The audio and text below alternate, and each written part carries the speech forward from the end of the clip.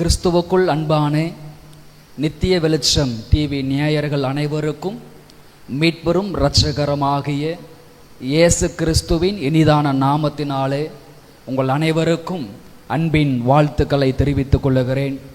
இந்த டிவி நிகழ்ச்சியின் மூலமாக உங்களை சந்திப்பதிலும் கர்த்தருடைய வார்த்தைகளை உங்கள் மத்தியிலே பகிர்ந்து கொள்வதிலும் மிகுந்த சந்தோஷப்படுகிறேன். ஆண்டவர் ஆசீர்வதிப்பாராக. கர்த்தருக்கு ஸ்தோத்திரம். நிச்சயமாகவே ஆண்டவர் உங்களை ஆசீர்வதிப்பார். உங்கள் மன விருப்பங்களை கர்த்தர் நிறைவேற்றுவார். கர்த்தருக்கு மகிமை உண்டாவதாக. தொடர்ந்து தேவ கிருபையில், தேவ அபிஷேகத்தில், தேவ பிரசன்னத்திலே நிலைத்திருங்கள். தொடர்ந்து கர்த்தர் உங்களை நடத்துவாராக. கர்த்தருக்கு ஸ்தோத்திரம். இந்த நாளிலும் கூட உங்களுக்காக ஒரு வேத வசனத்தை வாசித்து உங்களுக்காக நான் ஜெபிக்க விரும்புகிறேன். ஆண்டவர் நமக்கு உதவி செய்வாராக. ரூத்துவின் புஸ்தகம், ரூத் 1ஆம் அதிகாரம், அதனுடைய 6-7 ஆகிய 2 வசனங்களை வாசிக்க போகிறோம். கர்த்தர் தம்முடைய ஜனங்களை சந்தித்து அவர்களுக்கு ஆகாரம் அருளினார் என்று அவள் மோவாப் தேசத்தில் கேள்விப்பட்டு தன் மருமக்களோட கூட மோவாப் தேசத்திலிருந்து திரும்பி வரும்படி எழுந்து தன் 2 மருமக்களோடும் கூட தான் இருந்த ஸ்தலத்தை விட்டு புறப்பட்டாள். யூதா தேசத்திற்கு திரும்பி போக அவர்கள் வழி நடக்கையில் நகோமி தன் 2 மருமக்களையும் நோக்கி, நீங்கள் இருவரும் உங்கள் தாய் வீட்டுக்கு திரும்பி போங்கள். மரித்து போனவர்களுக்கும் எனக்கும் நீங்கள் தயை செய்தது போல கர்த்தர் உங்களுக்கும் தயை செய்வாராக. கர்த்தருக்கு ஸ்தோத்திரம்.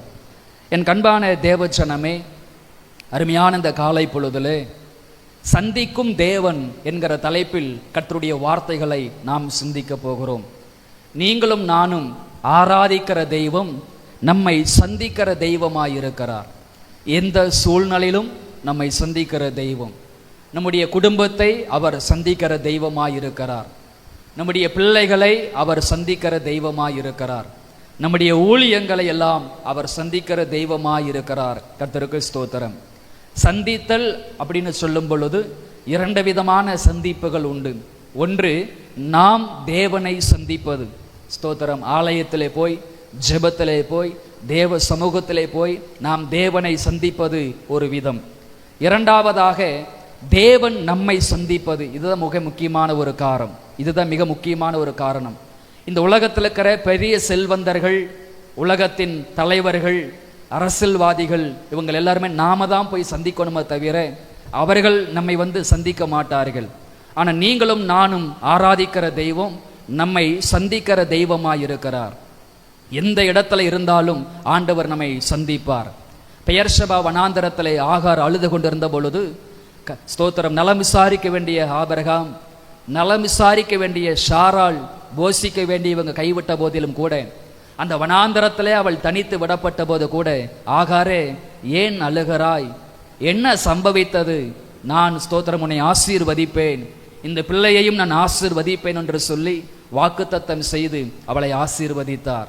அவர் மனிதன் பார்க்கிற பிரகாரம் அவர் நம்மை பார்ப்பதில்லை. சாரால் பார்த்த பிரகாரம் ஆண்டவர் ஆகாரை பார்க்கவில்லை.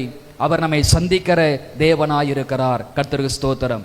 இந்த ரூத்துவின் புஸ்தகம் 1ஆம் அதிகாரத்தில் 6ஆம் வசனத்தை படித்து பார்க்கும் பொழுது நகோமி ஒரு செய்தியை கேள்விப்படுகிறாள். என்ன செய்தி என்று சொன்னால், கர்த்தர் தம்முடைய ஜனங்களை சந்தித்தார் என்றும் ஆகாரம் அருளினார் என்றும் அவள் கேள்விப்படுகிறாள். கர்த்தருக்கு ஸ்தோத்திரம். இவர்கள் பெத்லெகேமில் வாழ்ந்து கொண்டிருந்தார்கள். ஸ்தோத்திரம். பெத்லெகேம் என்று சொன்னால் அப்பத்தின் வீடு. ஸ்தோத்திரம். அப்பத்தின் வீடு. அந்த பெத்லெகேமில் தான் ஆண்டவராகிய இயேசு கிறிஸ்து அந்த உலகத்தில் அந்த பெத்லெகேமில் பிறந்தார். ஜீவ அப்பம் என்று அழைக்கப்படுகிற ஜீவ அப்பமாகி இயேசு கிறிஸ்து அந்த பெத்லெகேமில் பிறந்தார் என்று வேதத்தில் வாசிக்கிறோம். ஆனால் இந்த அப்பத்தின் வீடாய் இருக்கக்கூடிய ஸ்தோத்திர ஜீவ அப்பமாகிய இயேசு கிறிஸ்து பிறந்த அந்த தேசத்துல தான் வாழ முடியாது, இங்கே ஜெயிக்க முடியாது, இங்கே பஞ்சம் வந்துருச்சு, இங்கே நெருக்கடி வந்துருச்சு என்று சொல்லி, இங்கே வாழ முடியாது என்று சொல்லி அவர்கள் புறப்பட்டு மோவாபிய தேசத்திற்கு போகிறார்கள். அந்த மோவாபிய தேசத்திற்கு அவங்க புறப்பட்டு போனதுனால நடந்த ஒரு காரியம் என்னன்னு பார்த்தீங்கன்னா, நகோமியுடைய கணவர் இறந்து போகிறார். ஸ்தோத்திரம். தன்னுடைய 2 ஆண் பிள்ளைகளுமே இறந்து போகிறார்கள். ஒரு பெரிய இழப்பை சந்திக்கிறாங்க. இவர்கள் ஸ்தோத்திரம் நடந்த ஒரு காரியம் என்ன அப்படி நம்ம பார்க்கும் பொழுது, இவங்க செய்த ஒரு காரியம், நகோமி பெத்லகேமில் வாழ முடியாது, பெத்லகேமில் பஞ்சம் வந்துருச்சுன்னு சொல்லி மோவாப் தேசத்திற்கு போவதற்கு அவங்க பிரயாசப்பட்டாங்க. இது என்னை பொறுத்தளவில் ஒரு சூழ்நிலையினால் எடுத்த ஒரு முடிவாக தெரிகிறது. காரணம் பஞ்சம், அவ்வளவுதான். இந்த தேசத்தில் பஞ்சம் இருக்கிறது. அப்போ அருகாமையில் இருக்கிற தேசத்திற்கு போவோமானால் அங்கே நம்முடைய தேவைகள் சந்திக்கப்படும் என்று சொல்லி ஒரு சூழ்நிலை நிமித்தமா ஸ்தோத்திரம் அவங்க ஒரு முடிவு எடுக்கிறாங்க. இரண்டாவதாக அறியாமையினால் எடுத்த ஒரு முடிவாக இருக்கிறது. இப்போ அந்த அம்மா என்ன கேள்விப்பட்டாங்க? பெத்லகேமில் ஆண்டவர் ஜனங்களை சந்தித்தார் என்றும் ஆகாரம் அருளினார் என்றும் இந்த அம்மா ஒரு கேள்விப்படுறாங்க. ஸ்தோத்திர தேவன் சந்தித்தார் என்று கேள்விப்படுறாங்க. ஆனால் இந்த மோவாப் தேசத்திற்கு வருவதற்கு முன்பதாகவே தேவன் நம்முடைய தேவைகளை சந்திப்பார், தேவன் நம்மை நடத்துவார் என்கிற ஒரு அறிதல், ஒரு புரிதல், ஒரு தெளிவு அவர்களுக்குள் இல்லாமல் போனது. கர்த்தருக்கு ஸ்தோத்திரம். தேவன் நமக்கு உதவி செய்வாராக. மூன்றாவது பாருங்க, இப்ப பெத்லகேமில் இருந்து மோவாபுக்கு போவதற்காக இவங்க முயற்சி எடுத்த பொழுது தேவ சமூகத்தில் விசாரித்தார்களா என்று பார்க்கும் பொழுது இல்லை. இது ஒரு மாம்சத்தில் எடுத்த முடிவாய் இருக்கிறது. மோவாப் தேசத்திற்கு சென்றால் ஸ்தோத்திரம் நம்முடைய தேவைகள் ஒரு வேளை சந்திக்கப்படலாம் என்று சொல்லி அவர்கள் முடிவெடுத்தாங்க. தேவனிடத்தில் விசாரித்தார்களா என்று தெரியவில்லை. ஆக மொத்தத்தில் நகோமியுடைய குடும்பம் பெத்லகேம் நமக்கு வேண்டாம் என்று சொல்லி அவங்க மோவாபி தேசத்திற்கு போறாங்க. போனதுனால நடந்த காரியம் இழப்பை சந்தித்தாங்க. நகோமியுடைய கணவர் இறந்து போனாங்க. நகோமியுடைய 2 பிள்ளைகளும் இறந்து போனாங்க. ஒரு பெரிய இழப்பை சந்திக்கிறார்கள்.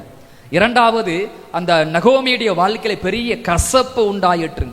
எல்லாரும் அவள் சொந்த தேசத்திற்கு திரும்பி வருகிற பொழுது இவள் நகோமி அல்லவா என்று சொன்ன பொழுது, தயவு செய்து என்னை நகோமி என்று சொல்லாதீர்கள், என்னை மாறா என்ற அலையுங்கள்.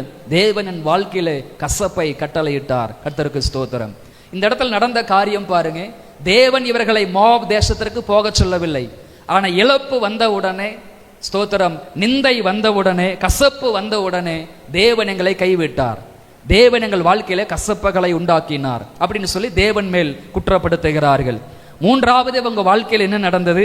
வெறுமை வந்தது. ஸ்தோத்திரம். ரூத் 1:21 வாசிக்கிறோம், தேவன் என்னை வெறுமையாக திரும்ப பண்ணினார். போகும் பொழுது கூட நான் ஓரளவுக்கு நிறைவா போனேன். ஆனா மோவாபி தேசத்திலிருந்து நான் பெத்லகேமுக்கு திரும்பும் பொழுது ஸ்தோத்திரம் வெறுமையாக நான் வந்திருக்கிறேன் ஸ்தோத்திரம் அப்படின்னு சொன்னாங்க. அப்ப நடந்த காரியம் பாருங்க, இழப்பு வருது. ஆண்டவருக்கு சித்தமில்லாத இடத்திற்கு போனதனாலே, ஆண்டவர் சொல்லாத ஒரு இடத்திற்கு போனதனாலே அங்கே இழப்புகள் வந்தது, கசப்புகள் வந்தது. மூன்றாவது வெறுமைகள் அங்கே வர வந்தது. அதே ரூத் 1:21 அடுத்தது சொல்றாங்க, ஸ்தோத்திரம், அங்க சொல்லுகிற காரியம், கர்த்தர் என்னை சிறுமைப்படுத்தினார்னு சொல்றாங்க. என் வாழ்க்கையில சிறுமை வந்துருச்சு, நான் நிந்திக்கப்படுகிறேன், நான் துக்கப்படுகிறேன், ஸ்தோத்திரம் எல்லாவற்றையும் இழந்து வந்திருக்கிறேன், அதனால் நான் சிறுமைப்படுகிறேன் அப்படின்னு சொல்றாங்க. நான் அடுத்தது ஒரு வார்த்தை எங்க சொல்லப்படுகிறது, கிளேசம், அதாவது நான் ரொம்ப துக்கத்தில் இருக்கிறேன், ரொம்ப வருத்தத்தில் இருக்கிறேன் அப்படின்னு சொல்லி ஒரு முடிவு எடுக்கிறாங்க. இப்படிப்பட்ட காலகட்டங்களில் தான் இந்த அம்மா ஒரு தீர்மானம் எடுக்கிறாங்க. ஸ்தோத்திரம், தேவன் பெத்லகேமில் கர்த்தர் தன் ஜனங்களை சந்தித்தார் என்று. எனக்கு அன்பான தேவ பிள்ளையே, சூழ்நிலைகளை கண்டு நீங்கள் முடிவெடுக்க வேண்டாம். சூழ்நிலைகளை கண்டு முடிவெடுக்க வேண்டாம். கடன் நெருக்கடிகளுடைய சூழ்நிலையில் முடிவுகளை எடுக்க வேண்டாம். அவசரத்தில் எடுக்கிற முடிவு ஆபத்திலே முடிந்துவிடும். கர்த்தருக்கு ஸ்தோத்திரம். இந்த இடத்துல நம்ம அவசரத்தில் முடிவெடுக்காமல், அதே போல அறியாமையில் முடிவெடுக்காமல், மாமிசத்திலே முடிவெடுக்காமல் நாம் தேவ சமூகத்திலே ஜெபித்து தேவ சமூகத்திலே விசாரிக்கிற ஒரு பழக்கத்தை ஏற்படுத்தி கொள்ள வேண்டும். தேவ மனிதனாகிய தாவீதை குறித்து படிக்கும் போது கூட ஒவ்வொரு முறையும் தேவ சமூகத்தில் விசாரித்துதான் அவர் காரியங்களை நடப்பிப்பார். கர்த்தருக்கு ஸ்தோத்திரம். அப்ப இந்த இடத்துல 2 காரியங்களை அந்த அம்மா தெரிந்து கொள்கிறாங்க. ஒன்று, எந்த தேசத்தில் தேவன் எங்களை சந்திக்கவில்லை, எந்த தேசத்தில் தேவன் எங்களை சந்திக்கவில்லை, எங்களை போஷிக்கவில்லை, எங்களை நடத்தவில்லை என்று அந்த அம்மா நினைத்தார்களோ அதே தேசத்தில் கர்த்தர் ஜனங்களை சந்தித்து கொண்டுதான் இருக்கிறார், ஆசீர்வதித்து கொண்டுதான் இருக்கிறார், போஷித்து கொண்டுதான் இருக்கிறார், கர்த்தர் அரவணைத்து கொண்டுதான் இருக்கிறார் என்கிற ஒரு செய்தியை அந்த அம்மா கேள்விப்படுறாங்க. 2வது, அவர் ஆகாரம் அருளுகிறார். பஞ்சம் உண்மைதான், வெறுமை உண்மைதான், நெருக்கடி உண்மைதான். ஆனால் ஆராதிக்கிற தெய்வம் எல்லா குறைவுகளையும் நிறைவாக்குகிற தெய்வமாய் இருக்கிறபடியால் எல்லா குறைவுகளையும் அவர் நிறைவாக்கி கொண்டே வருகிறார். கர்த்தருக்கு ஸ்தோத்திரம். எனக்கு அன்பான தேவ பிள்ளைகளே, ஸ்தோத்திரம். எப்படி பெத்லகேமிலே ஜனங்களை ஆண்டவர் சந்தித்தாரோ, உங்களையும் ஆண்டவர் இந்த பகல் வேளை சந்திக்க வருவார். உங்கள் குடும்பத்தை கர்த்தர் சந்திப்பார். உங்கள் தேவைகளை கர்த்தர் சந்திப்பார். உங்கள் எந்த சூழ்நிலையில் இருந்தாலும் சரி, ஒரு நெருக்கடியான வேளையில், அவமானத்திலே, நிந்தையிலே, தூஷிப்பிலே, அப்படிப்பட்ட ஒரு இக்கட்டான சூழ்நிலையில இந்த வார்த்தைகளை கேட்டுக்கொண்டிருக்கலாம். நீங்க எந்த வீட்டுக்குள்ளே முடங்கியிருந்தாலும் சரி, எந்த தேசத்துல, எந்த பட்டணத்திலே நீங்கள் முடங்கியிருந்தாலும் சரி, உங்களை சந்திப்பதற்கு என் தேவன் வருவார். அவர் ஜீவன் உள்ளவராய் இருக்கிறார். கர்த்தருக்கு ஸ்தோத்திரம். அப்ப முதலாவதாக தேவன் நம்மை சந்திக்கும் பொழுது என்ன நடக்கும் அப்படின்னு பார்க்கும் பொழுது, ரூத்துவின் புஸ்தகம் 4ஆம் அதிகாரம் அதனுடைய 11 முதல் 16 வரை வாசிக்கும் பொழுது, வாழ முடியாது என்ற இடத்திலேயே தேவன் வாழ வைப்பார். கர்த்தருக்கு ஸ்தோத்திரம். கவனித்து பாருங்க. இவர்கள் பெத்லகேமில் வாழ முடியாது, பெத்லகேமிலே பஞ்சம் வந்துருச்சு, இனி நம் மோவாப் தேசத்திற்கு போகலாம் என்று புறப்பட்டு போனாங்க. அங்கு போய் இழப்புகளை, சிறுமைகளை, வருத்தங்களை சந்தித்து மீண்டும் தங்கள் சொந்த தேசத்திற்கே திரும்பி வர்றாங்க. ஆண்டவர் அவர்களை சந்திக்கிறார். சந்தித்த பொழுது நடந்த காரியம், ரூத் போவாஸை திருமணம் செய்கிறாள். பிள்ளை பிறக்கிறது. ஸ்தோத்திரம். Ruth ஆசீர்வதிக்கப்படுகிறாள், Boaz ஆசீர்வதிக்கப்படுகிறான். ரூத்துவுக்கும் போவாஸுக்கும் பிறந்த பிள்ளைகள் ஆசீர்வதிக்கப்படுகிறது. ஸ்தோத்திரம். ரூத் அடுத்த தலைமுறையை, நகோமி அடுத்த தலைமுறையை பார்க்கிறாள். அந்த பிள்ளையை வளர்க்கிற ஒரு பாக்கியத்தை ஆண்டவர் கொடுத்தார். சந்ததியை பார்ப்பேனா என்கிற நம்பிக்கை அந்த தாயாருக்கு இல்லாமல் இருந்தது. ஆனால் இன்றைக்கு நகோமியுடைய மடியிலே, ஸ்தோத்திரம், ஒரு எதிர்கால சந்ததியை, பிள்ளைகளை கொடுத்து அந்த பிள்ளைகளை வளர்க்க வேண்டிய ஒரு பாக்கியத்தை ஆண்டவர் நகோமிக்கு கொடுத்தார். அன்பானவர்களே, எந்த பெத்லகேமில் வாழ முடியாது, எந்த பெத்லகேமில் ஜீவிக்க முடியாது என்று பயந்து, ஸ்தோத்திரம், மோவாப் தேசத்திற்கு போனாங்களோ, அவர்கள் திரும்பி வந்த பொழுது அதே தேசத்திலே வாழ முடியாது என்கிற இடத்துல தேவன் அவர்களை மகிழ்ச்சியோடும் சமாதானத்தோடும் வாழ பண்ணினார். இந்த வார்த்தைகளை கேட்டுக்கொண்டிருக்கிற தேவ பிள்ளையே, ஒருவேளை இந்த கிராமத்தில் என்னால் வாழ முடியாது, இந்த பட்டணத்தில் என்னால் வாழவே முடியாது, இந்த வீட்டுக்குள் என்னால் வாழவே முடியாது என்று, ஸ்தோத்திரம், ஒருவேளை நீங்கள் சிந்தித்து தீர்மானம் எடுத்திருக்கிறீர்களா? எங்கே வாழ முடியாது நினைக்கிறீர்களோ அதே இடத்துல உங்களை வாழ வைப்பதற்கு தேவனால் முடியும். அதே கிராமத்தில், அதே பட்டணத்தில், அதே தேசத்தில் உங்களை வாழ வைப்பதற்கு தேவனால் முடியும். எந்த இடத்தில் இங்கே வேலை செய்ய முடியாது என்று நினைக்கிறீர்களோ அதே வேலையில உங்களை நிலைநிறுத்த தேவனால் முடியும். இந்த இடத்தில் ஊழியமே செய்ய முடியாது, இந்த இடத்தில் ஊழியத்தில் ஜெயிக்க முடியாது, இங்கு ஊழியம் செய்வதற்கு என்னை விடமாட்டார்கள், ஸ்தோத்திரம், இந்த தேசத்தை விட்டு, இந்த கிராமத்தை விட்டு என் ஊழியத்தை மாற்றப் போகிறேன், வேறு இடத்திற்கு போய் நான் ஊழியத்தை செய்ய போகிறேன் என்று சொல்லி மாமிசத்தில் முடிவெடுக்க வேண்டாம். எந்த இடத்துல ஊழியத்தை செய்ய முடியாது என்று நினைக்கிறீர்களோ அதே இடத்துல உங்கள் ஊழியம் தேசம் அறிகிற ஒரு ஊழியமாக ஆண்டவர் ஏற்படுத்தி தருவார். அந்த தேசத்துல உங்கள் ஊழியத்தை அறியப்படுகிற ஒரு ஊழியமாக, உங்கள் குடும்பத்தை தேசம் அறிகிற ஒரு குடும்பமாக தேவன் மாற்றி தருவார். காரணம், ஸ்தோத்திரம், தேவன் நம்மை சந்திக்கிற தேவனாயிருக்கிறார். வாழ முடியாதுன்னு நினைத்த இடத்திலேயே வாழ வைக்கிற தெய்வம், ஜீவிக்க முடியாதுன்னு நினைத்த இடத்துல ஜீவிக்க பண்ணுகிற தெய்வம். ஸ்தோத்திரம். இங்கெல்லாம் நம்மால் ஜெயிக்கவே முடியாது என்று நினைத்த இடத்துல அவர் நம்மை ஜெயிக்க பண்ணுகிற தெய்வமாய் இருக்கிறார். இந்த பகல் வேளை நீங்கள் கவலைப்பட வேண்டாம், நீங்கள் வருத்தப்பட வேண்டாம். நீங்கள் ஆராதிக்கிற தெய்வம் சாதாரணமானவர் அல்ல. நீங்க எந்த சூழ்நிலையில் இருந்தாலும் உங்களை சந்தித்து அதே இடத்துல உங்களை வாழ வைப்பதற்கு தேவன் கிருபையுள்ளவராயிருக்கிறார். கர்த்தருக்கு ஸ்தோத்திரம். இரண்டாவதாக, தேவன் நம்மை சந்திக்கும் பொழுது நடக்கிற காரியத்தை குறித்து நாம் சிந்திக்க போகிறோம். ஆண்டவர் நமக்கு உதவி செய்வாராக. ஸ்தோத்திரம். தேவன் நம்மை சந்திக்கும் பொழுது நடக்கிற இரண்டாவது காரியத்தை நம்ம படிக்க போகிறோம். யாத்திரைகாமம் 3ஆம் அதிகாரத்திற்கு வருவோம். 3ஆம் அதிகாரத்திற்கு வருகிற பொழுது, ஸ்தோத்திரம், 18வது வசனம் சொல்லுகிறது, அவர்கள் உன் வாக்குக்கு செவி கொடுப்பார்கள், அப்பொழுது நீயும் இஸ்ரவேலின் மூப்பரும் எகிப்தின் ராஜாவினிடத்தில் போய், எபிரெயருடைய தேவனாகிய கர்த்தர் எங்களை சந்தித்தார், இப்பொழுதும் நாங்கள் வனாந்தரத்திலே 3 நாள் பிரயாணம் போய் எங்கள் தேவனாகிய கர்த்தருக்கு பலியிடும்படி எங்களை போகவிட வேண்டும் என்று சொல்லுங்கள். கர்த்தருக்கு ஸ்தோத்திரம். அப்ப என் அன்பான தேவ பிள்ளைகளே, இரண்டாவதாக தேவன் நம்மை சந்திக்கும் பொழுது நடக்கிற இரண்டாவது ஒரு காரியம் என்னவென்று சொன்னால், தேவன் உங்களை சந்திப்பாரானால் சிறுமை மாறும். நிந்தைகள் மாற ஆரம்பிக்கும். இஸ்ரவேல் மக்கள் அடிமை தேசத்தில் 430 ஆண்டுகள் அடிமைகளா வாழ்ந்து கொண்டிருக்கிறாங்க. ரொம்ப அவமானம், ரொம்ப நிந்தை, ரொம்ப தூஷிப்பு. ஸ்தோத்திரம். எப்பக்கத்திலும் நெருக்கடி, கண்ணீரின் வாழ்க்கை, உபத்திரவத்தின் வாழ்க்கை. ஸ்தோத்திரம். கூக்குரல் இட வேண்டிய ஒரு சூழ்நிலை. ஆண்டவரே மனம் இறங்கும் என்று கெஞ்ச வேண்டிய ஒரு சூழ்நிலை. வேலைக்கேற்ற கூலி கொடுக்கப்படலை. ஸ்தோத்திரம். சம்பளம் கொடுக்கப்படலை. நிம்மதியான ஒரு வாழ்க்கை அவர்களால் வாழ முடியலை. வானத்தை பூமியும் படைத்த தெய்வத்தை ஆராதிக்கிறாங்க, ஜீவனுள்ள தெய்வத்தை ஆராதிக்கிறாங்க. ஆனாலும் அவங்களுடைய வாழ்க்கையில அடிமைத்தனம் இருந்ததுனாலே, அடிமையின் தேசத்தில் இருந்ததுனாலே அவங்க சிறுமைப்பட்டு கொண்டே இருந்தாங்க. அந்நிய ஜாதிகளுக்கு முன்பதாக, அந்நிய ஜனங்களுக்கு முன்பதாக அவங்க சிறுமைப்பட்டு கொண்டிருந்தாங்க. அப்ப ஆண்டவர் ஓரேபு பர்வதத்தில் மோசேயினிடத்தில் ஆண்டவர் சொல்லுகிறார், என் ஜனங்கள் அந்நிய தேசத்துல மிகவும் சிறுமைப்பட்டு கொண்டிருக்கிறாங்க, அவமானப்பட்டு கொண்டிருக்கிறாங்க, ரொம்ப நிந்திக்கப்படுகிறாங்க, ரொம்ப கண்ணீர் சிந்தி கொண்டிருக்கிறாங்க. என் பிள்ளைகள் அவமானப்படுகிறதை, என் பிள்ளைகள் நிந்திக்கப்படுகிறதை, அந்நிய தேசத்தில் என் பிள்ளைகள் சிறுமைப்படுகிறதை என்னால் பார்க்க முடியவில்லை. ஆதலால் என் ஜனங்களை நான் சந்திக்க போகிறேன், என் ஜனங்களை நான் சந்திக்க போகிறேன். அவங்களுடைய கூக்குரலை கேட்டேன், கண்ணீரை கண்டேன், ஆலோட்டிகளின் நிமித்தம் அவங்க படுகிற வேதனைகளை அறிந்திருக்கிறேன். என் ஜனங்களை நான் சந்திக்க போகிறேன், பார்வோனை நான் சந்திக்க போகிறேன். என் ஜனங்களை நான் சந்திக்கும் பொழுது அவர்களை பாலும் தேனும் ஓடுகிற நலமும் விசாலமான தேசத்திற்கு நான் கொண்டு போகிற பொழுது அவர்களுடைய சிறுமைகள் மாறும் என்று சொன்னார். எந்த தேசத்தில் அடிமைத்தனத்தில் இருந்தார்களோ, எந்த தேசத்தில் நிந்திக்கப்பட்டார்களோ, ஆண்டவர் மோசேயை எழும்ப பண்ணி அந்த ஜனங்களை விடுதலையாக்கினார். அந்த ஜனங்களை விடுதலையாக்கினார். அந்த ஜனங்கள் விடுதலையாக்கப்பட்டு அவர்கள் பாலும் தேனும் ஓடுகிற தேசத்திற்கு வருகிற பொழுது, நலமும் விசாலமான தேசத்திற்கு அவர் வருகிற பொழுது நடந்த ஒரு காரியம், அவங்களுடைய சிறுமைகளை, நிந்தைகளை தேவன் மாற்றி போட்டார். கர்த்தருக்கு ஸ்தோத்திரம்.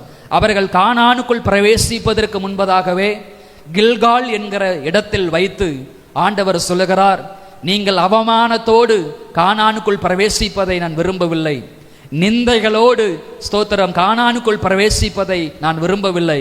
ஆதலால் இந்த கில்காலில் வைத்து உங்கள் நிந்தைகளை புரட்டி போடுகிறேன், கில்காலில் வைத்து உங்கள் நிந்தைகளை புரட்டி போடுகிறேன் என்று ஆண்டவர் சொன்னார். என் கண்பான தேவ பிள்ளையே, எந்த தேசத்தில் நிந்திக்கப்படுகிறாயோ அந்த தேசத்தில் உனக்கு ஏற்பட்ட நிந்தைகளை தேவன் புரட்டி போடுவார்.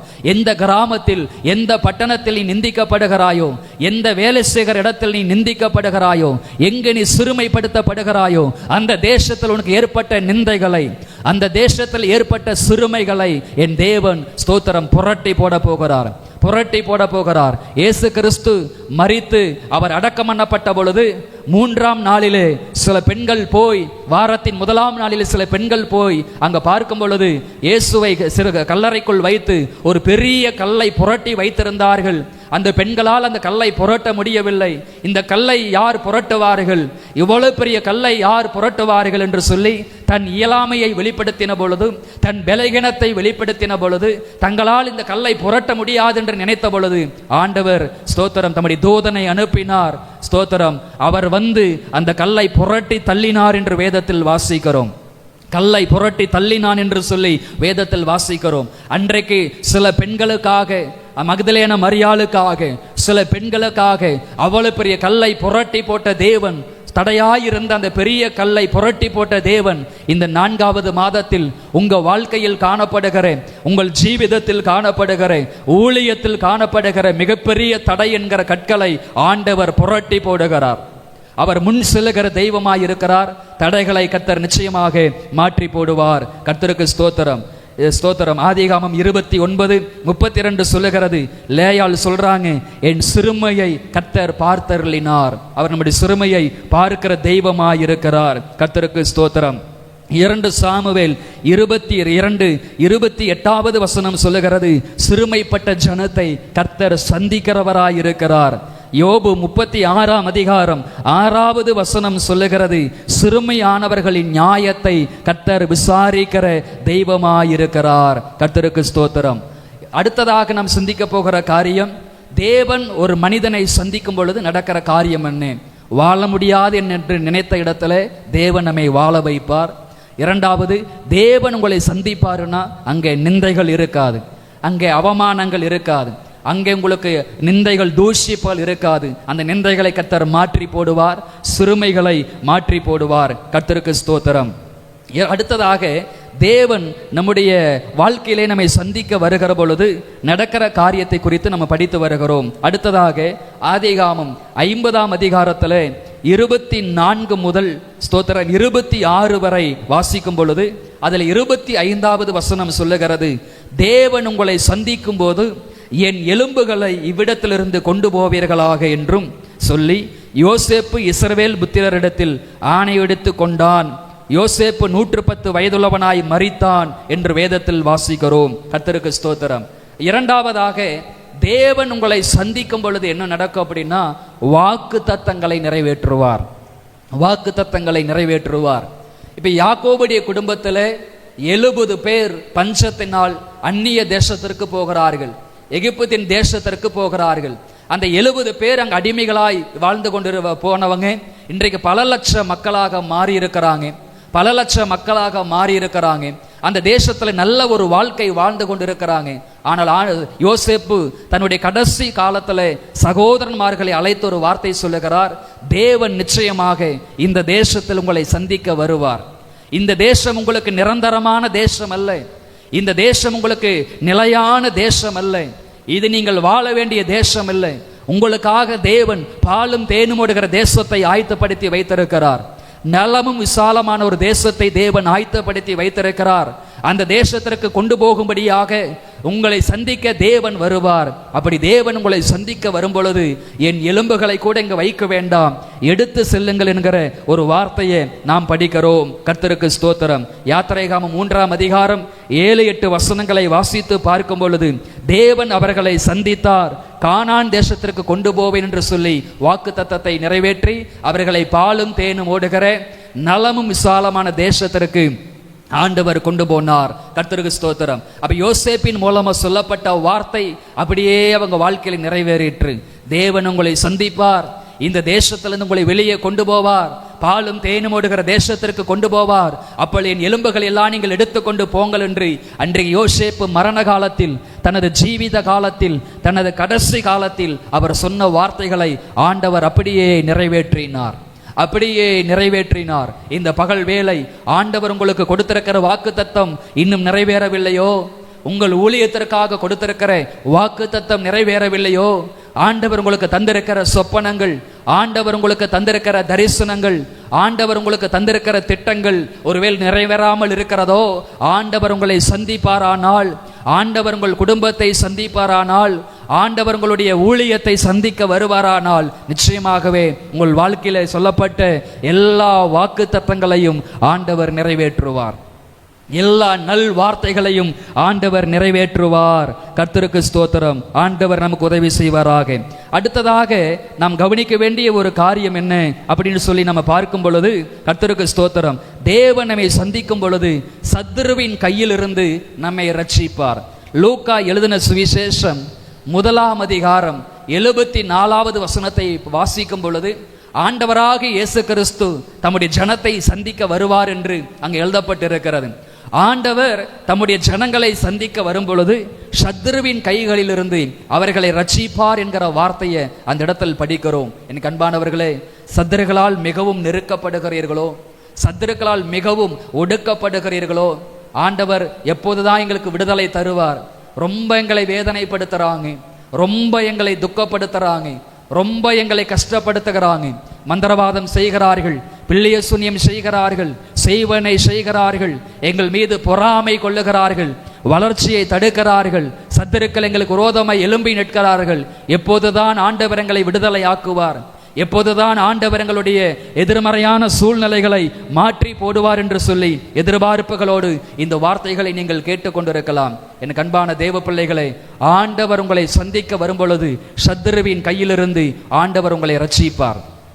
உங்கள் ஊழியங்களை சத்துருவின் கையிலிருந்து ஆண்டவர் உங்களை ரட்சிப்பார். கர்த்தருக்கு ஸ்தோத்திரம். உங்களுடைய எதிர்காலத்தை சத்துருவின் கையிலிருந்து ஆண்டவர் ரட்சிப்பார்.